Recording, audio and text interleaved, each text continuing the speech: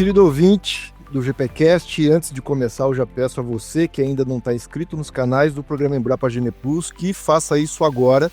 Vai lá, se inscreva e assim você vai ser notificado toda vez que a gente postar um material novo por aqui. Hoje o GPcast tem a satisfação de receber uma pessoa e um profissional muito especial, daquelas figuras carismáticas e que a gente gosta de estar junto, e além de ser um empresário que dispensa apresentações da pecuária de corte. Maurício Tonhá, fundador e presidente da Estância Bahia Leilões. Maurício, ou Maurição, obrigado, muito obrigado por você estar aqui hoje. Uma alegria muito grande, Maurício, estar com vocês. Um abraço grande para todos aqueles que nos acompanham. Para mim é uma alegria de falar de uma coisa que me entusiasma tanto, que é falar de pecuária, de melhoramento genético, de produção, de alimentar o mundo, de dar oportunidade de criar, de recriar, de engordar, de abater e reproduzir. Eu sou apaixonado por esse Brasil e pela pecuária. Então, ainda mais com um trabalho extraordinário como da Embrapa Gene Plus, para nós faz todo sentido conversar com vocês e muito obrigado pela oportunidade. Nós que agradecemos e, mais do que isso, nós agradecemos pela parceria ao longo desse ano que nós estamos juntos e para nós é uma satisfação muito grande. Eu queria começar falando um pouco, Maurício, da Estância Bahia Leilões, só para a turma ter uma dimensão do tamanho que é essa empresa hoje. Primeiro, o que é a Estância Bahia Leilões hoje? O que ela representa em termos de animais comercializados e valor comercializado anualmente? Eu vou falar um pouquinho da história, posso? A casa é sua, Maurição. Eu queria só, assim, tem alguns que já nos acompanham, mas talvez não saiba o início, né? Nós começamos em Água Boa, querida minha. Eu sou Mauricião de Água Boa, Mauricião da Estância Bahia, como quiserem, tá? Não abro mão de ser esses dois, não, porque a minha história profissional confunde com a história da cidade de Água Boa, da qual eu tenho um carinho muito grande, de onde fui vereador, presidente da Câmara, prefeito, presidente de várias entidades, e sou um entusiasta daquela cidade, como de todo o Mato Grosso, mas especialmente da cidade que me acolheu e que me fez o Mauricião de Água Boa. E depois virei o Mauricião da Estância Bahia, que legal. A Estância Bahia tem 35 anos praticamente, fazemos agora em abril de 2027, ou desculpa, 26, iniciamos em 1991. Nós já ultrapassamos a casa dos 10 mil leilões realizados nesse período, já ultrapassamos a casa de 10 milhões de cabeças comercializadas. O primeiro leilão da Estância Bahia foi 21 de abril de 91, vendemos 231 animais. Fizemos leilões de 30 animais de corte, lotes individuais de tucura. Nem falar, tal, faz leilão grande, faz, mas já fez pequeno também, dolorido, sofrido, em momentos muito difíceis. Sobrevivemos aí nos idos de 91, 92, 93, com inflação de 80% ao mês, era uma verdadeira loucura fazer leilão naquele período. Pré-plano real, ainda era cruzeiro. Até 90, 94 mil real. E depois do plano real veio uma mudança grande já, também sobrevivemos. E ao longo desses 35 anos, a gente foi construindo uma trajetória, mas a coisa mais importante que eu aprendi é que eu não sei nada de leilão. Todos os dias que a gente pensa que está tudo certo, que o leilão está indo bem, as mudanças vêm, se a gente dormir, às vezes nós já cochilamos um pouquinho, o leilão ficamos para trás. Então nós estamos o tempo todo, nesses 35 anos, buscando fazer melhor, inovarmos. Não dá nem para falar o tanto de transformação, de mudança que teve nesses 35 anos, quantas mudanças nós tivemos, mas o tempo todo eu fico com meus 63, né? E hoje, graças a Deus, tenho uma felicidade. Minha esposa começou comigo, eu e a Jane. E aí, por que a Estância Bahia?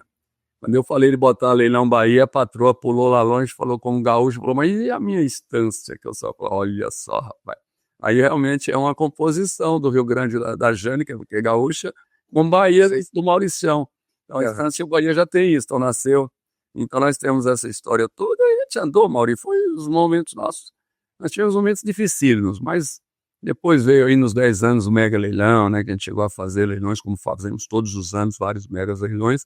Quando lembra de mega leilão, coincidentemente a gente começou em 2001, que a gente estava completando 10 anos de leilão, então virou mega leilão 10.001, inicialmente só na Água Boa, depois veio para Cuiabá, um tempo depois nós viemos para Cuiabá em 2002 com a Estância Bahia, mas 2005 que nós tivemos o primeiro mega leilão em Cuiabá, 2004 ou 2005, agora me perdoe, do ano exato. E desde então o mega leilão é uma referência, chegamos a vender num leilão e ainda presencial 40.911 cabeças em 2012, que foi realmente uma coisa extraordinária, inimaginável, nem nós pensávamos em fazer, e nós hoje, nem nós hoje temos coragem de fazer aquilo de novo, né? Todos no recinto, tratar 40 mil animais chegando, caminhou a noite inteira, outra loucura, 212 lotes, de média de quase 200 cabeças, né? Então uma coisa assim que difícil de descrever. Um detalhe importante que você acabou de dizer é que esse gado estava no recinto. Não era virtual, eram 40 mil cabeças no recinto. No recinto. Feito em 7 horas e 15 minutos de leilão. Olha que coisa maluca, era gostoso de ver, viu? Isso é uma operação de guerra, né, Maurício? Total. Receber 3 mil pessoas no recinto, receber 84 aeronaves na cidade do tamanho de Água Boa na época devia ter uns 18, 15, menos de 20 mil habitantes, né? Era loucura total, né? Tanto de gente, tanto de movimento, mas graças a Deus, Deus foi bondoso, nós conseguimos fazer, foi um êxito total, e depois tivemos que criar juízo local, mas aí veio o virtual, bênção de Deus. Mas deixa eu te fazer uma pergunta. A gente estava conversando aqui antes de começar a gravar, e eu dizia que a gente se conheceu em 2018, eu tive em um mega leilão, já era virtual ali em Água Boa. Sim. Mas uma coisa que eu percebi, Maurição, é a qualidade da sua equipe, de todos. Eu acompanhei pessoal que apartava gado no campo e eu vi a qualidade do serviço desse pessoal. Eu acompanhei o pessoal operacional durante o leilão. Eu acompanhei a equipe de venda, que isso é um negócio fantástico. Nós fizemos um leilão junto lá e foi um sucesso. A gente sabia como está a dificuldade de mão de obra e, na verdade, mão de obra sempre foi uma dificuldade. Qual é o caminho para formar e para ter uma equipe de profissionais comprometida e com qualidade que você tem isso já há bastante tempo? Maurício, você tem que acreditar nas pessoas. Você tem que investir nas pessoas. Você precisa entender de gente. Você precisa valorizar as características individuais de cada um. Não tem dois iguais, não existem, nem gêmeos são iguais, certo? Então, assim, é sensibilidade, respeito, carinho, valorização, dar para os fenômenos, jogar bola para eles aprender a fazer gol. Se eles não souberem fazer gol, chutar para fora, mesmo assim, você bate palma pro cara e fala, bicho, legal, chuta de novo, meu, vem cá, treina comigo aqui, vem cá, tal. Pegar para criar. Eu falo assim, eu tenho 3 filhos, né? Os 3 estão aqui, a Giovana no mar, a Gabriela no administrativo e financeiro e o Guilherme no comercial.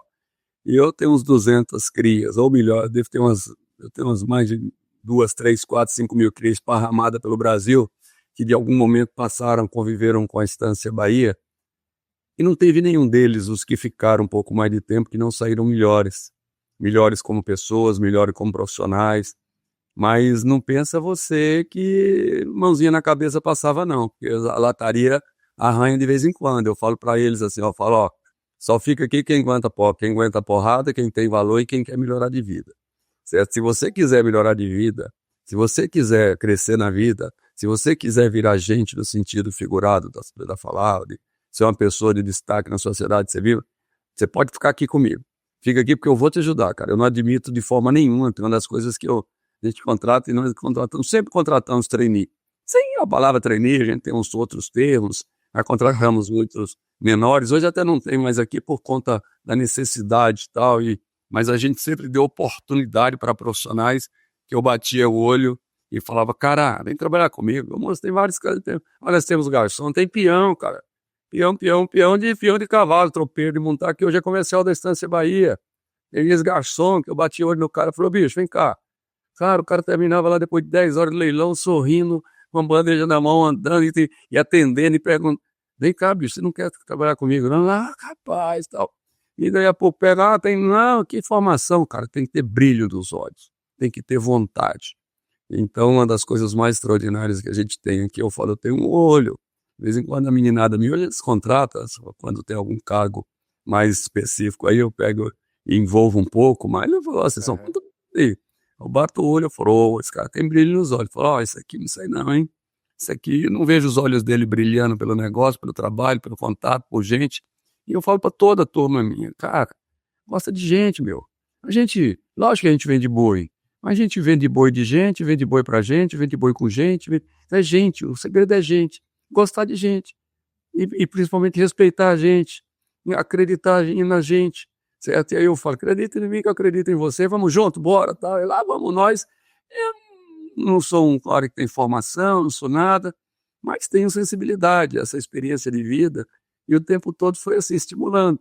Pô, cadê você, cara? Você não veio trabalhar hoje? Pô, não vendeu nenhum lote ainda? O que é isso? Coisa feia, nego. Fica apertado, eu cutuco. Você ligou pra quem? Deixa eu ver aqui. Você tá falando com quem? Aí não, liga lá pro Mauri lá, vai. Ô, Mauri, porra, cara, o menino tá falando, você atende ele aí, rapaz, e tal, já pega o cara, dá um lance. Então, assim, é a forma de conduzir, olhando olhos nos olhos, pegando, dando um abraço carinhoso, também de vez em quando dando um puxão de orelha, se for o caso, e não pensa que não tem de vez em quando os arranhões, como eu falei na lataria, no sentido figurado, cara, de falar, peraí, bicho, é mais ou menos falar, vem cá, deixa eu botar essa turma aqui, formar a equipe, né, formação efetiva, mas formar trabalhando.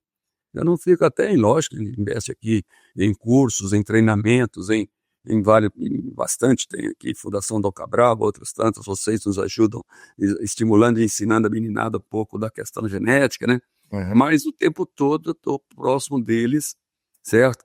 Não mais totalmente na frente, o Guilherme Vaqueiro, eu dou um passo atrás, fazer sucessão, esse aqui, para com a turma juntos, né? E não só os tonhados de nascença, mas os tonhados de criação, né? Para que a gente realmente possa se orgulhar dessa meninada toda e fazer com que eles melhorem de vida. E eu falo aqui para todo mundo que a gente contrata, falo, olha, só o primeiro salário que é discutido no início, depois é você que determina de que forma você quer. Tem uns que, infelizmente, depois eles têm um tchau, né? Tchau, vai com Deus. Quando os olhos não brilham e a gente não vê vontade, não adianta. Do jogo, a gente tem todo tipo de pessoa na nossa vida, elas passa todo tipo de pessoa na nossa vida, Uhum. mas é fantástico isso que você está dizendo, eu me identifico muito com isso. E ainda sobre essa questão de diferencial, Maurício, você falou, a Estância começou em 91, já são 34 anos, você começou pequeno, e você começou num ramo de leilão de gado que com perdão da palavra, eu não quero ofender ninguém, mas e não quero mesmo, mas a gente sabe, a gente que tá no meio já há muito tempo sabe que tem todo tipo de empresa e tem muita gente difícil nesse meio em termos de credibilidade, enfim. Não é um ramo fácil para começar. Onde é que você se firmou para conseguir chegar onde você chegou hoje, entrando nesse mercado, que é um mercado muito difícil por vários aspectos? Como é que foi? Maurício, não sabia nada de leilão. Não sabia nada, mas era nada mesmo. Quando nós começamos, se eu vou retornar um pouco assim, da minha vida, até para entender por que deu certo. Eu sou um baiano que saí, como falei para vocês, vim para Brasília com 15 anos e eu tive a bênção de Deus. E durante o período de Brasília, eu fui acolhido em Brasília para morar num barraco de madeira, no fundo de uma casa, numa vila, de um tio querido, amado, meu tio João Honório, Rabinho, para todos nós. E ele era vendedor de embalagem nas feiras de Brasília. Então, nesse período, eu me matriculei para estudar à noite, terminar o meu 2º grau, e eu tinha que trabalhar para pagar meus estudos. E esse meu tio me deu um trabalho mesmo, não era um emprego, não, um trabalho, certo? Sabe porque carregar embalagem, eu era carregador de embalagem. Então, ele vendia nas feiras, e ele fazia os pedidos. Então, ele fazia um pedido lá, ó, aqui tem 10 quilos de embalagem e tal, tantas resmas de papel, tanto saco, tantos pacotes de redinha dessas de frutas e verduras, tem tantos de bobina plástica para o açougue. Então ele me dava os pedidos e eu saía carregando lá na feira, 20, 30, 50 quilos, entregando em cada box, em cada ponto comercial. Isso foi durante alguns meses, talvez 6 meses, eu fui entregador. Aí passou um tempo, eu falei, tio, porra, cara, eu vou querer vender, bicho, porque entregador você me paga essa diária aqui, legal, tá dando para mim, tá dando para comer aqui, tá legal, mas eu quero vender, que eu tô vendo você vendendo aí, tô achando que vendendo eu vou ganhar um pouco mais. Falei, não, tudo bem, mas aí você vai ter que abrir outras feiras, porque eu já tenho minhas feiras que eu vendo. E você vai ter, eu falei, não, tudo bem, mas como é que faz, hein? E tal, e fui acompanhando ele vendendo, e fui. Falou, ó, tem a feira tal dia tem a feira lá da Ceilândia, que eu não estou fazendo, tem a feira do Núcleo Bandeirantes, que eu não faço, tem a feira do Gama, que você pode ir. E Brasília, assim, que é muita feira. Então, cada dia era uma feira. Fui pra feira, cara. Fui pra feira com 16 anos. Certo? E fui, puta que... desculpa, mas pensa que experiência gostosa. Então, fiquei 3 anos em Brasília de feirante. Aí ele já comprou uma Kombi, me deu uma Kombi, contratou um motorista que era de menor, mas eu era grandão, né? E aí já pegava essa Kombi, tomava o motorista, botava o motorista para a direita e a esquerda, a polícia pegava, multava a Kombi, eu falava, sei o que eu falei que não era para dirigir, mas tudo aquilo intenso, né, cara? E foi um baita aprendizado brasileiro. Então, quando eu vim para o Mato Grosso, para o Banco do Brasil, eu fui funcionário do Banco do Brasil quase 10 anos. Uhum. Pô, eu fiquei uns 3 anos no banco, 4 anos, naturalmente o banco era o emprego, há 40 anos atrás, imagina, certo? Pô, era um emprego, era assim, aquela coisa que, quando eu falei, eu vou sair do Banco do Brasil, minha mulher falou, vou largar, esse cara é doido, né? Minha mãe e meu pai falaram, você tá doido, meu filho, você é louco, todo mundo sonha com isso e você vai... Eu vou sair, cara, não aguento isso aqui não, bicho, eu vou pro pau. Aí já lateralmente, já tinha um gadinho, já tinha aprendido a comprar mais um gado do Mato Grosso, já fazia uns negócios, já trazia umas tropas da Bahia para vender, já trazia aroeira da Bahia, vendia aqui na região do Araguaia, já comprava arroz aqui no Mato Grosso, levava para a Bahia para aproveitar o retorno dos caminhões 11 e 13 na época. Rapaz, trazemos muitas cargas de tropa da Bahia, para você ter ideia, para os amigos que nos acompanham, com gaiola construída, com vara, os caras vinham, porque não tinha esses caminhões de gaiola, e era um caminhão louco, cara. Pensa bem, sair da Bahia, estrada de chão, para vir para o Mato Grosso trazendo as cargas de égua, de jumento, de burro. Aí pensa que negocinho bom que dava uns trocos, sabe? Comprava 2, 3 lá, comprava as cargas lá, chegava aqui, escolhia uns mais destacados, bom, desse que eu não vendo. E daí a pouco, eu quero esse, mas aí vai dar uns trocos. E foi uma baita experiência. Aí eu percebi que o banco não era o meu ideal de vida. Na época surgiu o DR. Sinal, a agência de Água Boa tinha 41 funcionários, tinha 40 querendo filiar no tal do PT infeliz, que está aí até hoje, e tinha um doido que filiou na UDR, que é esse tal de Mauricião. Olha só, funcionário do Banco Brasil filiado na UDR, porque meus ideais eram aqueles, de liberar, de liberdade de mercado, de respeito à propriedade e tal. E eu me filiei, aí eu acompanhei os leilões da UDR na época, e isso me fez... O leilão me chamou a atenção, vendo os leilões da UDR. Não existia televisão, não existia no Centro-Oeste, foi a UDR que trouxe os primeiros leilões, né, na época. E aí eu comecei a ver e comecei a interessar e acompanhei alguns leilões que estavam surgindo. Fiquei uns 2 anos acompanhando, estudando, vendo, tentando entender, e realmente chegou, eu acho que fevereiro, março de 1991, eu cheguei no gerente do banco e falei, vou sair. Você é louco? Você é louco? Você vai fazer o quê? Eu falei, eu vou fazer leilão. Rapaz do céu, foi todo mundo, bicho. Eu fui louco, né? E saí e tal. Eu quero te falar que teve uns momentos que deu frio na barra, deu frio, viu? Teve um momento feio, cara. Ixi, não sabia fazer leilão. Mas só tinha vontade. Pensa a vontade doida de vencer na vida. Vontade maluca de melhorar de vida, de trabalhar e de novo. Entendia de gente sem saber que eu entendia de gente. Era só eu e a Jane, funcionário. A gente contratava alguns funcionários eventuais só para fazer. Começou o leilão mensal. Aí 1 ano depois o leilão passou a ser quinzenal. No segundo ano, mais um ano depois, o leilão passou a ser semanal. Então, foi um aprendizado, como eu te falei, não sei como é que a gente está fazendo o leilão hoje. O que eu sei hoje é que nós estamos fazendo assim. Agora, amanhã eu tenho certeza que não vai ser mais do jeito que faz hoje, porque todo dia está mudando, o mundo está mudando, os hábitos estão mudando, os costumes, as tendências, a comunicação, a tecnologia, e nós estamos sempre tentando inventar moda, por sinal.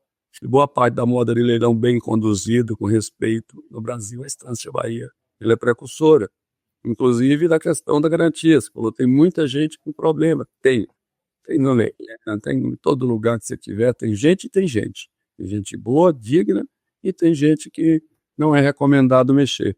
E eu falo para todo mundo, na Estância Bahia você pode confiar. Nos outros, nas suas precauções, e aí tem boas empresas também é confiável. Mas, infelizmente, boa parte, eu quando vejo aqui de vez em quando, eu falo, isso não é ali, não.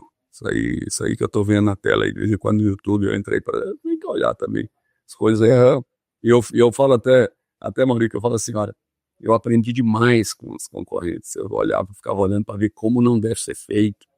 Inclusive, você que está nos acompanhando aqui de qualquer lugar, cara, olha ao redor seu e veja como não deve ser feito. Mas também aprenda bons exemplos que devem ser copiados. E a vida toda eu fico tentando ver o que tem de melhor para a gente melhorar o que a gente faz aqui. A gente economiza muito tempo aprendendo com o erro dos outros, sabe? Pra gente não precisar errar. Aprende com os nossos também, mas não podemos pegar os dos outros e aproveitar e não errar. Errar um pouco, quem não erra é porque não faz, né? Só para quem não sabe, está nos ouvindo e não sabe, o DR é a União Democrática Ruralista, uma associação, uma entidade associativa que representa o agro, que representa os ideais do agro. Hoje poderia ser considerada a extrema-direita, no melhor do bom sentido que isso pode representar. Ô Maurição, falando sobre leilão e falando sobre erro dos outros, você vai me contar uma coisa agora, só para mim aqui. Você que está nesse negócio já há bastante tempo. Isso, olha, eu não tenho gado, eu não vendo gado, eu não faço genética, mas isso me incomoda. Quem inventou esse negócio de 30, 40 parcelas no gado de genética? Isso só tem no Brasil? No mundo inteiro, principalmente o vendedor de genética recebe à vista, porque ele tem obrigação, e é até uma afronta fazer com que ele financie para o comprador a genética que ele está produzindo. Como é que isso apareceu no nosso mercado, Maurício, e ficou, e é a realidade que nós temos hoje, e é um problema, porque como é que rema contra essa realidade? Me explica essa história, por favor. O Brasil, não existe nada no mundo parecido, nem nas suas virtudes e também nas suas manias e, às vezes, nos seus problemas, dentre os quais a questão política, nós não podemos nem pensar de falar disso, né? Não. De qualquer forma, o Brasil é o Brasil. O Brasil, ele inventa. Que esse brasileiro é criativo, uma barbaridade, em todos os seus aspectos, e isso é bom. E essa questão do prazo, realmente, é um problema que, infelizmente, são nos momentos de dificuldades que busca-se alternativas para não ter coragem de enfrentar aquela dificuldade, criam paliativos que depois não voltam mais. Eu lembro que a gente começou o primeiro leilão de genética nosso, olha só, vou falar. O primeiro leilão de genética que nós fizemos foi em 1993, o saudoso Paulo Roberto Cunha, Nelore Carrim Cunha, olha só, você não tinha nascido ainda não, tá? E Dr. Júlio Bernardes, Carlito Guimarães. Eu tinha, mas eu não era muito velho, não.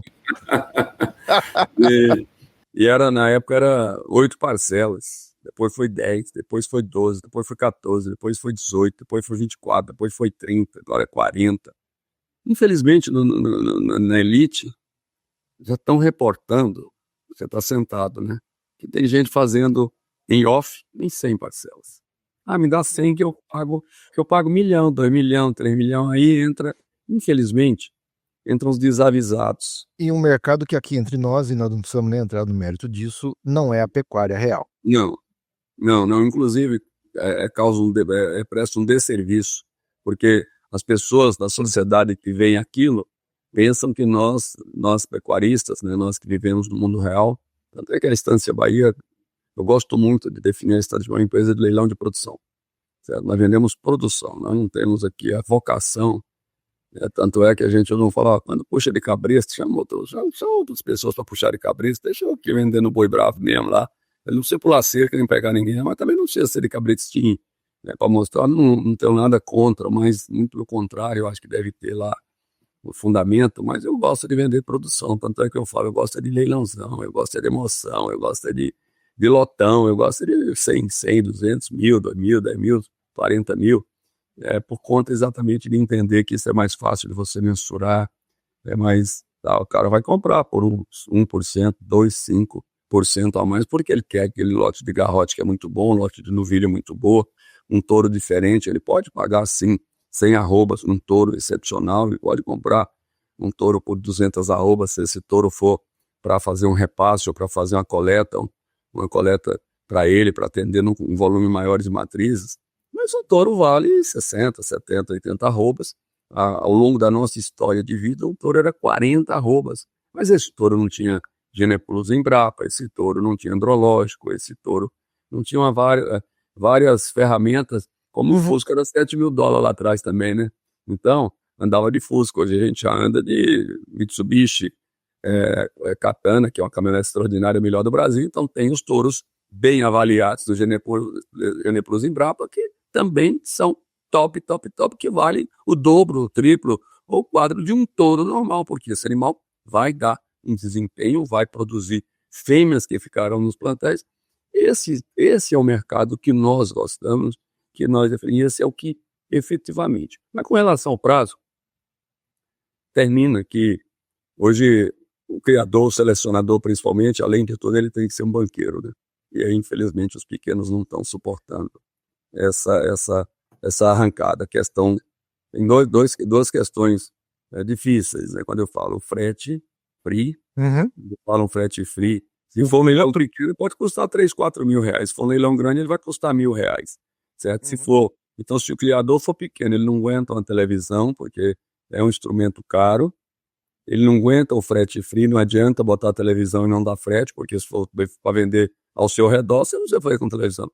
Então, a gente tem feito muito leilão de criadores menores e, inclusive, de alguns leilões um pouco maiores, só pela internet. É uma alternativa para os menores, inclusive, podem ir para a Estância Bahia, que a gente está aí para atender. E aí, acho que fica mais razoável. Agora, o negócio do prazo, se não der o prazo, simplesmente não vende. Isso, depois que foi estabelecido, não tem como... Não é que eu acho, hein? Costumes não retroagem, a gente nunca viu você acostumar bem isso para o comprador, é um espetáculo.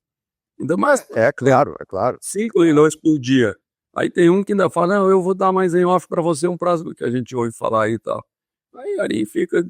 Mas é assim, infelizmente, a genética, para quem quer fazer um projeto maior a nível nacional, ele precisa ter volume, um ganho de escala para suportar esses custos. Eu quero te fazer uma outra pergunta, agora específico sobre a Estância Bahia. Sim. A gente se conheceu em 2018, eu tive lá ainda em Água Boa, num mega leilão, e teve um negócio, um mega leilão virtual, olha só, era o recinto, mega leilão virtual. As pessoas presentes com o gado filmado, né?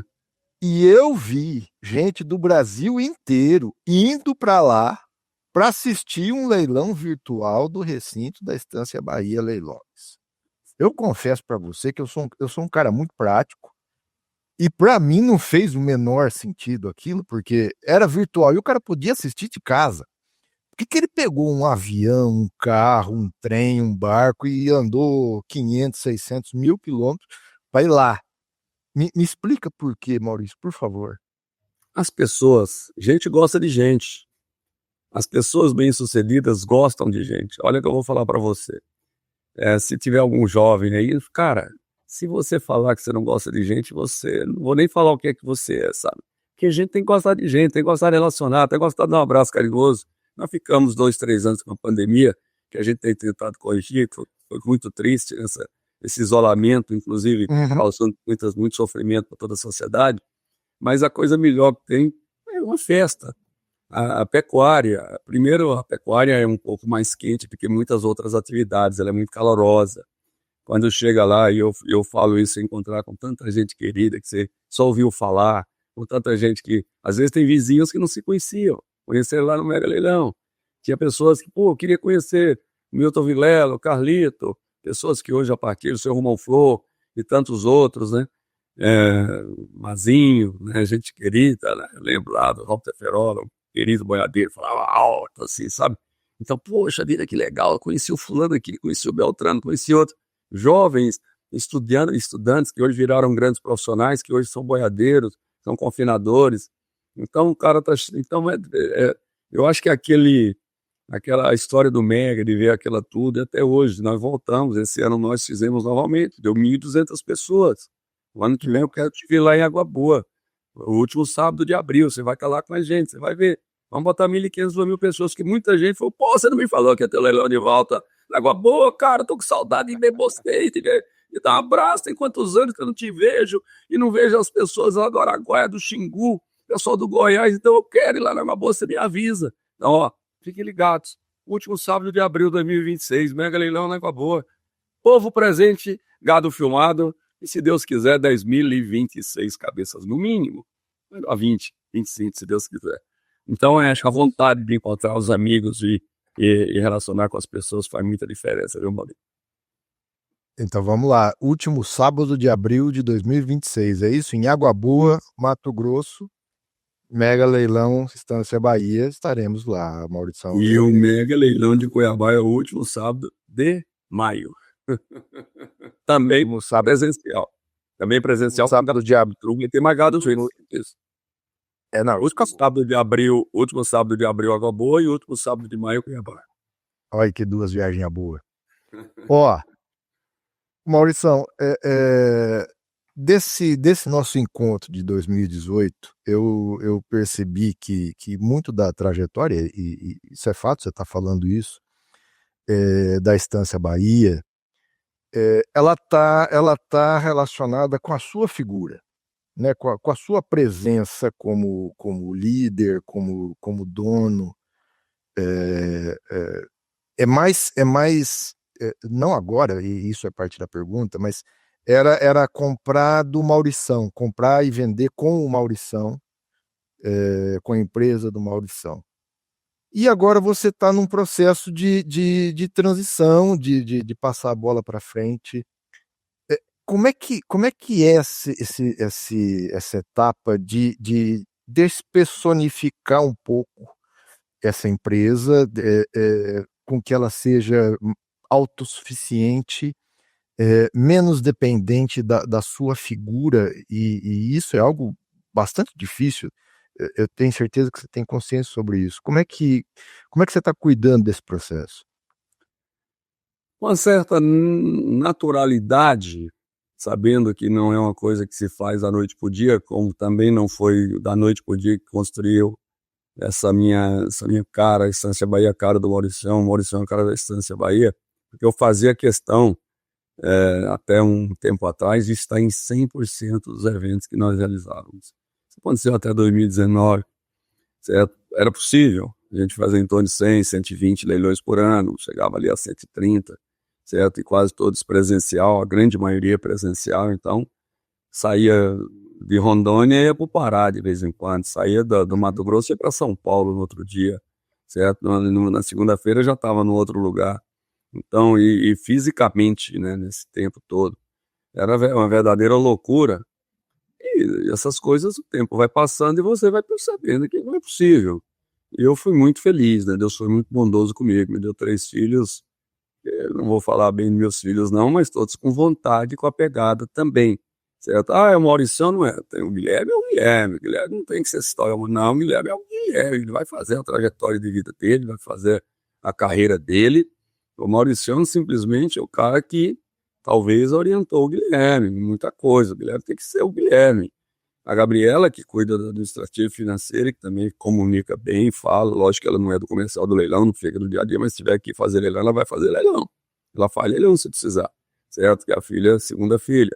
E tem a Giovana, que é a mais nova, que foi pro marketing. Hoje é marqueteira. Quando eu pego, Giovana, você tem que falar também. Pega aqui o microfone e cumprimenta lá. Ó, o Maurício Dalta tá lá conosco lá. Anunciou. Não, pai, mas Giovana, vai aqui, pega aqui o microfone e anuncia, minha filha. Eu tô com os meus netinhos, tenho 4, 3 já sentam no meu colo, um já tá grandinha, e anuncia no leilão. Fala aí, filho. Fala aí, ô Maurício Neto, ô Joana, ô Beatriz. Eu tô tentando que meus netos também tenham o mesmo carinho que os filhos tiveram. Meus filhos foram criados e dormiram muitos e muitos anos na colchonetezinha embaixo da mesa. certo? Dos leilões, do barulho. A criança não tem nada, dormia no barulho. Ela só ficava cansada demais, soltava eles corriam no meio do leilão. E a pouco batia, dormia lá, terminava o leilão. Às vezes tinha leilão que terminava 1 ou 2 horas da manhã, as crianças estavam se reunindo na mesa, cara. A Jane trabalhando, na época não tinha nem computador, era boleta, tudo manual. Então, meus filhos nasceram no leilão, meus netos também, os 3 filhos trabalham. E eu estou muito tranquilo de falar assim, tanto é que hoje, leilão novo, com o Guilherme, eu tenho uns amigos antigos, queridos, né, que eu ainda fico aqui na frente, mas cada dia menos eu fico na frente dos leilões. Não é que eu não estou trabalhando, eu estou aqui do lado mesmo, sabe? E do lado eu fico olhando lá e orientando, e coisa que eu não fazia, sabe, alguns anos atrás. Eu me dou o luxo já de pegar um final de semana, eu vou lá ver mamãe na Bahia, eu vou ver um amigo meu que está fazendo aniversário de 50 anos, tal, esse dia foi num dia 80 de São Carlos Dias. Então eu estou me dando o luxo de poder falar assim, agora é com vocês. Mas eu estou aqui, tá? Num bamê, eu estou de olho, inclusive. Eu viajo, mas tô lá vendo. Pô, peraí, bicho, você falou demais, olha o tempo, hein? Olha aqui, ó. Não demora esse lote, eu sei que tá com dificuldade, toca o leilão, vai pra frente, não me enrola demais, não. Não, quem que esse cara comprou aí que eu não conheço? Eu não vi o nome dele ainda, vocês viram o cadastro? Que dia nem que é? Não, pai, foi indicado pelo fulano, o cadastro é bom, e tal, mora em tal lugar, tá bom. Então, eu não tô, mas sou, mas não tô. E eles ficam bem. E quando eu não tô também, de vez em quando eu não consigo, a meninada tá tocando direitinho, com alegria, sabe? Eles vão crescer e principalmente bem logo, olha o que eu tô te falando aqui, bem logo. Quem que é aquele senhorzinho lá? Não é o pai do Guilherme. Você não lembra dele não, cara? Ele fazia leilão aquele tempo lá. Eu quero ser, não, e aquele... Não, é o avô do Maurício Neto, o avô da Beatriz, era o João. Eu quero ser esses, velho. Eu quero ser o avô deles, quero ser o pai deles, certo? Hoje eles talvez ainda sejam meus filhos. Olha que legal. Olha que legal. Eu quero ser, não eu quero me orgulho, mas eu quero ser, que a referência sejam eles. São 34 anos de mercado. Como é que você viu o gado mudar nesses 34 anos? O melhoramento genético está trabalhando com muita força, mais ou menos nesse período. O que mudou no gado comercial? O que mudou no gado de corte que está chegando na Estância Bahia?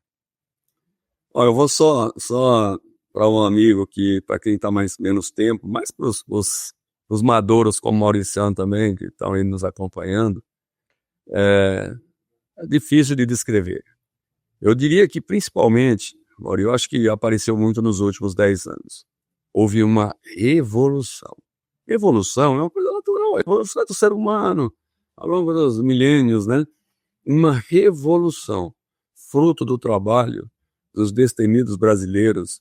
Eu diria que os principais são os criadores que se predispuseram a ouvir vocês. Com certeza, com certeza.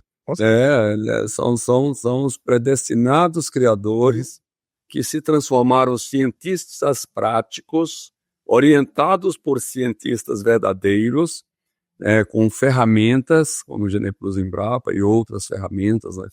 Eu reconheço o trabalho de todos, sem exceção, dos gados do PO, dos programas também do CEIPES, extraordinários, que ajudaram muito a pressionar. Inclusive, eu diria que o início, talvez, do acordar do Nelore, despertar do Nelore, foi quando o cruzamento industrial chegou no Brasil, promovendo uma baderna, uma zona, com 20 raças distintas, né? Cada um queria um. Cara, que coisa maluca que virou aquilo. E estabeleceu-se, respeitando também quem ficou, o Angus e Nelore, certo? Que não tem nada nem sequer parecido com esse casamento de uma raça milenar, do Angus, uma raça já quase secular do Nelore, que o Brasil vai dar pau no Angus dentro de muito pouco tempo. Ou melhor, dentro do nosso clima já dá, com certeza absoluta, com maciez, com precocidade, com área de olho de lombo, rendimento de carcaça, que é olho de lombo, com todas as características desejáveis em todos os seus aspectos, visual, econômicos, de produtividade, de tudo, né? Então, essa verdadeira revolução. Lembrar assim que nós falava, não pode entourar essa novilha, né? Ela não tem 3 anos ainda. Ou lá atrás era 4. Exatamente. Não entourar, senão ela não desenvolve. Senão ela vira vaquinha. Que vira vaquinha dá comida, mas não dava comida.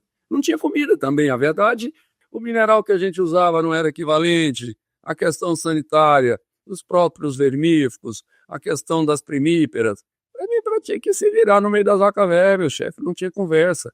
Mas já era moça velha também, já uma novilha de 4, 5 anos, né? E ali, um boião bonitinho, orelhinha de colher. Pô, você viu que boizinho, coisa mais lindinha, rapaz. Olha o chifrinho dele como estaca. Você vê a orelhinha dele, que coisa mais linda. Puta que beleza. Aí você viu aquela vaca, rapaz, essa canelinha fina, quartinho que nada e tal. E a gente fazia isso, achava bonito, mas não conhecia outro, pô. A gente não debatia. E eu tô falando que eu tenho 45 anos já de atividade econômica, já assim, consciente, olhando, vivendo. Eu nasci, né, desde criança lá. Meu pai adorava o hino do Brasil, legal, né? O Tabapuanzão, que legal também, tinha Buzerá lá na Bahia. Era um gado medianamente leiteiro, porque também tinha que tirar um leitinho para ajudar a criar a gente, né? É considerado dupla aptidão. É, exatamente. Então a gente viu isso tudo, eu vi isso desde criança. É um trem fantástico, fantástico que tem feito. E aí não só a genética, né? Genética da boca, né? Da nutrição, dos minerais, do bem-estar, principalmente hoje, o manejo nutricional desses animais, né? Sabendo que pasto tem que ter comida, cara. Pasto tem que ter calcário, pasto tem que ter fósforo, pasto tem que ter potássio, tem que ter nitrogênio lá a água, a qualidade da água, que nada, moço, você botava lá, um gato que quiser que vai lá beber aquela água da cacimba, né, como a gente fala.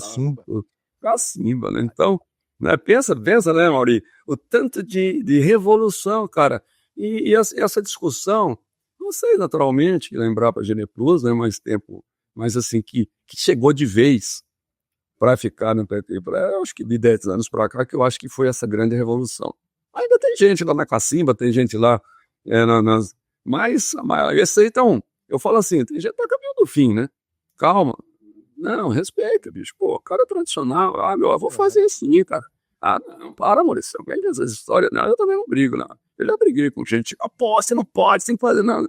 Aí o cara ficava pedindo, era o amigo, às vezes o cliente. Hoje não, falou, fulano, vamos dar uma olhadinha aqui, cara, vamos dar uma volta aí, tal, não sei o que, daí. Não, vai pipi, porque eu sou assim, eu sou tradicional, meu gado aqui não tem vermífugo, porque esse negócio, meu gado não... Esse mineral aí que esses caras falam. Tá tudo certo, o tempo resolve muita coisa. O tempo é o senhor da razão. Mas é uma revolução, cara. Nós somos felizes de ter vivido essa revolução. Viu?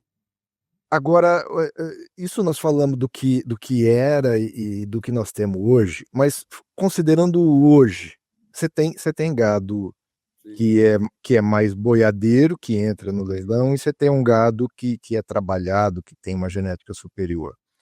O seu cliente, ele reconhece isso e remunera isso? Como é que você enxerga isso? Como é que isso acontece no efetivo da venda, no que entra de dinheiro para um e para outro? Mauri, reconhece, mas ainda em parte. Porque tem muita gente que entende muito de gestão. Tem muita gente que entende de dinheiro, sabe? E fica ali só preocupado com dinheiro. Ah, não, tal. Pouca gente entende de gado de verdade. Pouca gente bate o olho e fala, puta que gadão, hein? Pô, tá magro. E às vezes não, a maioria, não tô falando, amiga aqui que, olha, eu não tô falando de você não, você entende, tá? Calma lá, não fica bravo comigo, você entende pra danar. E tem gente, cara, que é igual a história do cavalo, do cego com o cavalo, mas que cavalo bonito, mas tá gordo, então se tá gordo é bom, né? E nem todo gado gordo tá bom. E aí, aquela história, o ruim, se ele tiver gordo, quem não entende vai pensar que é bom. E o bom de raça, bruto de bom, que perdeu peso, questão de manejo, infelizmente o seu Zé Pereira lá deu problema, ele vai ter que vender um gado bom, que o score não tá legal, e ele tá fazendo porque tem que ajustar, a chuva atrasou, deu um ataque de cigarrinha, tem problema, o negócio... Então, poucos vão entender que o gado do seu Zé Pereira, que tem uma puta dona genética, tá magro e que o gado dele é bom. Agora tem uns ego broto, viu? Então, tipo assim, tem valorização, tem gente que vai, mas ainda tem muita coisa que não necessariamente é a valorização devida. Mas já tem muita gente já preparando, cada dia mais gente preparada, e que bate o olho. E aí tem naturalmente as marcas, né? Os trabalhos bem feitos que a gente faz, tem tantas marcas que eu não vou citar porque é muita gente, E fala, eu quero o gado do fulano de tal, Maurizão. Se quando tiver, você me avisa, tá? Você não esquece de mim, não. Se quando vier gado deles, mesmo que eu não estiver comprando, eu vou tentar comprar. Sei que é gostoso de falar isso, né? Já tem muita gente fazendo isso, e isso faz toda a diferença. Aí vai lá 5, 10% às vezes, e principalmente na fêmea, né?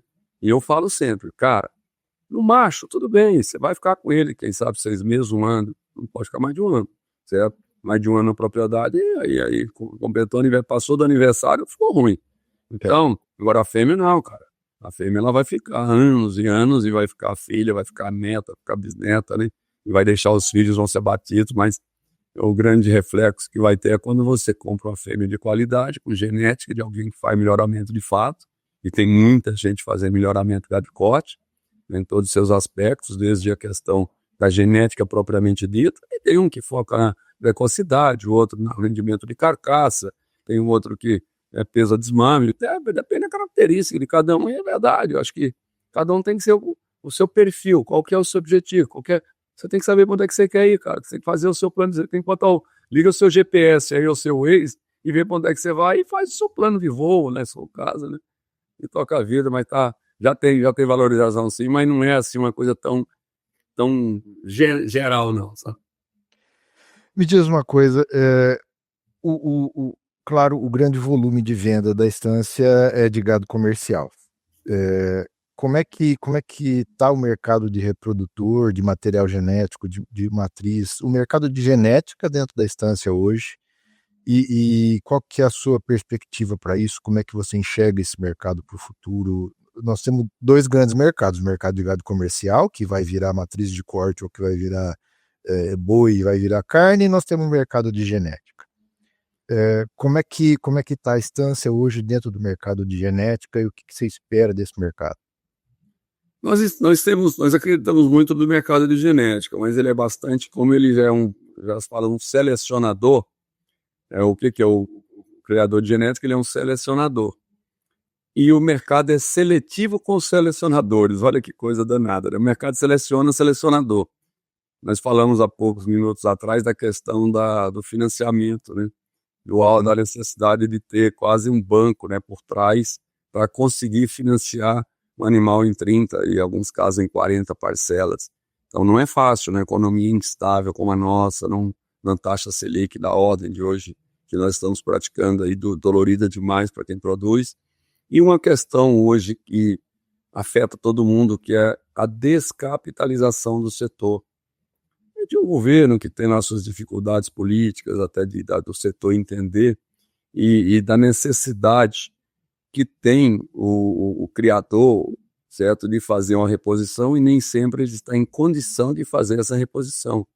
Ele às vezes sabe que ele precisa comprar o touro, sabe que ele precisa comprar uma matriz melhor, mas cadê o tal do cobre, cadê o dinheiro, cadê a condição financeira? Aí vai no banco para comprar, poxa, mesmo com essa taxa de juros, será, tal, o banco já restritivo. Então, assim, o mercado é um mercado que promete, mas é um mercado duro. É um mercado duro. Nós passamos de momentos difíceis da pecuária, de cria, principalmente, porque os últimos anos, aí, final de 2022, 23, 24, esses anos foram duríssimos para o criador, né? O confinador e o invernista nem tanto, porque o principal produto de reposição dele era o bezerro e o garrote, estava relativamente barato. Estava barato. E a própria comida, né? Os ingredientes, a nutrição animal também estavam relativamente com preços confortáveis. Mas o criador pagou muito caro por isso. E até por erro dele mesmo, na grande maioria, porque excedeu na retenção de fêmeas nos anos de 20, 21 até 22, ultrapassou o limite das suas propriedades, ao invés de ter vendido e investido no solo para melhorar a pastagem, aumentar a capacidade, não.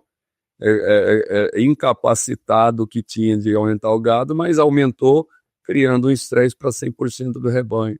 Aí veio produções menores, bezerros mais leves, preços não remuneradores, inclusive de fêmea com deságio grande nas fêmeas mais pesadas, e isso naturalmente causou um desestímulo e inclusive uma falta de capital para hoje necessariamente investir no melhoramento genético. E isso sobra para quem produz o animal geneticamente melhorado. Então ficou pouco atrativo, ficou duro. E uma dureza que a gente entende que ela é passageira.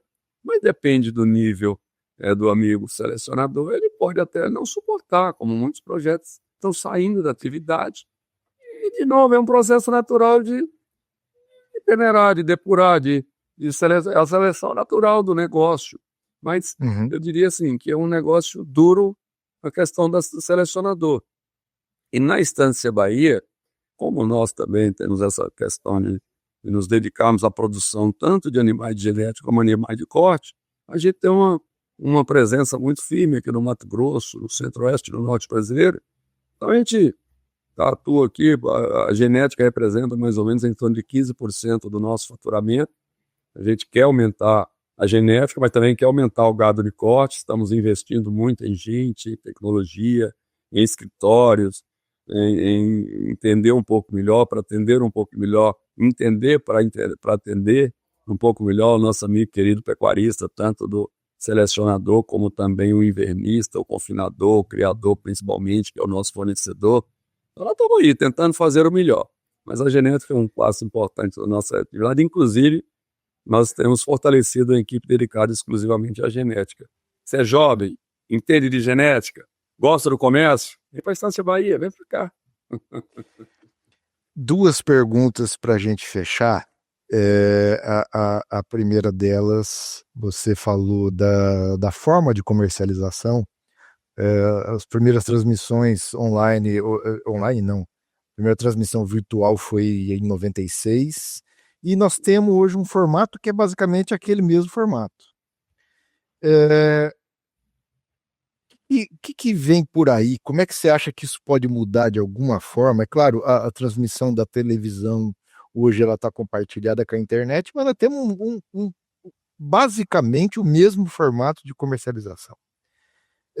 Você acha que isso muda como, muda para onde? O que nós podemos ter de diferente para ter uma comercialização até mais eficiente, de alguma forma, eficiente para o vendedor, eficiente para o comprador? Enfim, você acha que isso tende a ter alguma mudança no curto, médio prazo?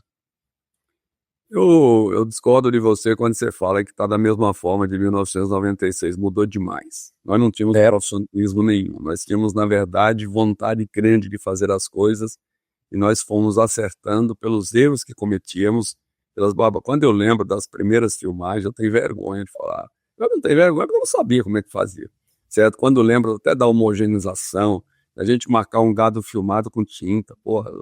Uma semana depois de carregar, a tinta tinha desaparecido, já era debate, com discussão, trocaram o meu gado, o gado não era esse, a gente não pesava, cara.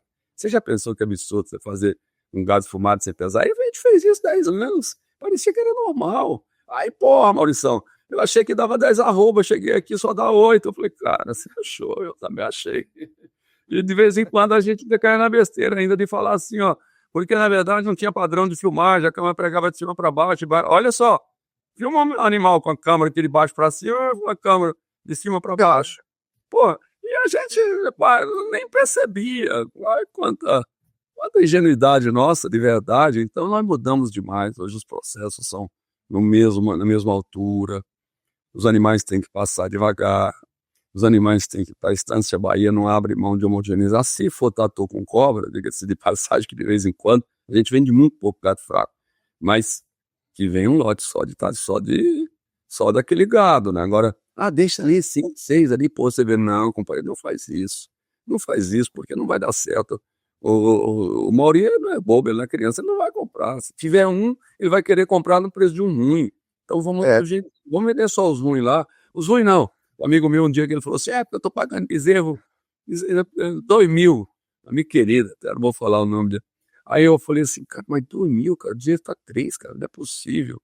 Aí um dia eu fui na fazenda dele, né, cheguei lá, olhei assim, falei, meu Deus do céu.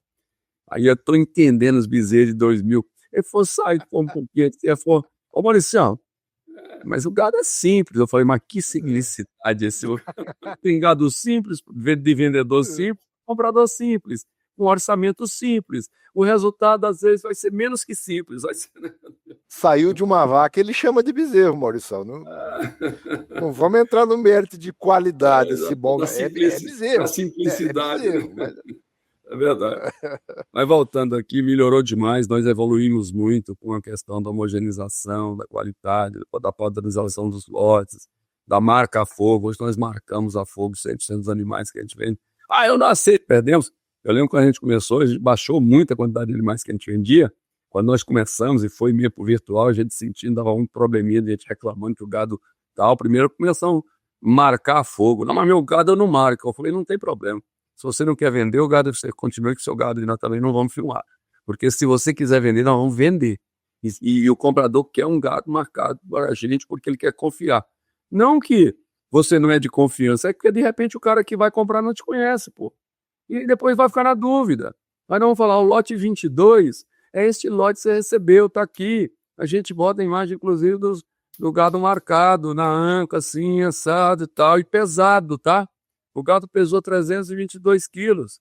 E esses 322 quilos lá na fazenda de origem, tá? Aí vem falar, o gado chegou aqui e pesou 290 quilos. Eu falei, lógico, cara. É de um dia, o gado ficou fechado, o caminhão atrasou, certo? Esse animal tá tudo certo, deixa ele em pasto, ele bem que dentro de 10 dias ele vai recompor. O estresse do dia que você vacina um gado, ele perde peso, o dia que bota no colo, perde peso. E se embarcar, então, meu Maria, 5% tá só de subir no caminhão. Depende da distância, 10% que diminui, é o líquido que ele tem. Então, hoje nós estamos com os processos relativamente dominados. Melhorou bastante, mas vai andar para mudanças muito maiores. Você sabe quem que é o maior vendedor de gado do Brasil? Você sabe? Não. O WhatsApp. Pensa o cara que vende boi tal do WhatsApp. Esse cara é um fenômeno, cara. Esse cara se pudesse ganhar uns troquinhos desse WhatsApp aí, do tanto de gado que ele vende, e tá tudo certo. São milhares e milhares de profissionais, corretores, alguns bons, outros não recomendados, né, que fazem negócio pelo WhatsApp. E não tem muita gente, Maurício, tá vindo comprando aqui e tal. Falei, bom, de vez em quando você leva um WhatsApp na cara aí, no cara que te passa pra trás, de vez em quando tem golpe. Maurício, você conhece, já foi. Mais um caiu no golpe, né? Então, assim, faz negócio com gente confiável, com gente que você conheça. Então, no caso das novas tecnologias, vai virar. As plataformas, elas vão, na hora que tiver mais profissionalismo, e nós estamos com a plataforma aí, a IB Agro, para atender aqueles que não querem leilão. Pode voltar com a gente, cara. A Estância Bahia com a mesma garantia, certo? Vai ter várias outras ferramentas. Está tão disruptivo o mundo que eu não sou capaz de falar para você como é que vai estar daqui 5 anos, porque eu tenho certeza que eu não sei, não tenho nem ideia. Só que sei que eu vou estar lá, tentando fazer direito e tentando melhorar. Maurício, última pergunta, totalmente fora do nosso contexto, mas eu preciso te fazer essa pergunta. Você foi prefeito de Água Boa de 2005 a 2012. Isso. Você volta para a política em algum momento? Eu tenho vontade, cara. Muita vontade. Por que você tem essa vontade, Maurício? Porque eu acho que se eu ajudar só meus filhos e só a empresa, eu estou ajudando muito pouca gente, né? Acho que é aquilo que Deus me deu de extraordinário, que é essa vocação para servir, eu tenho que servir mais. Mas a minha vontade de fazer política é grande demais, eu sonho muito alto. Eu sonho bem alto. Eu só posso te agradecer mais uma vez, agradecer a oportunidade de conversar com você aqui hoje, agradecer a parceria que a Estância Bahia tem com o programa Embrapa Gene Plus e que a gente possa trabalhar junto e fazer muita coisa junto ainda. Obrigado demais, Maurício. Um abraço grande para toda a equipe da Embrapa Gene Plus, para você de forma especial. Para mim é uma alegria muito grande tê-los como parceiro e tenho uma gratidão muito grande por tudo que vocês têm feito, ajudando o produtor rural, ou melhor, que legal, cara, vocês estão ajudando a sociedade a ter comida mais barata. Olha que legal, vocês não estão ajudando o produtor, vocês estão ajudando a gente alimentar o cidadão da China, da Índia, ou de do Brasil inteiro, do Nordeste, né? Quando produz alimento mais barato, a gente, na verdade, está ajudando o próximo a se alimentar melhor. Parabéns a Embrapa Gene Plus.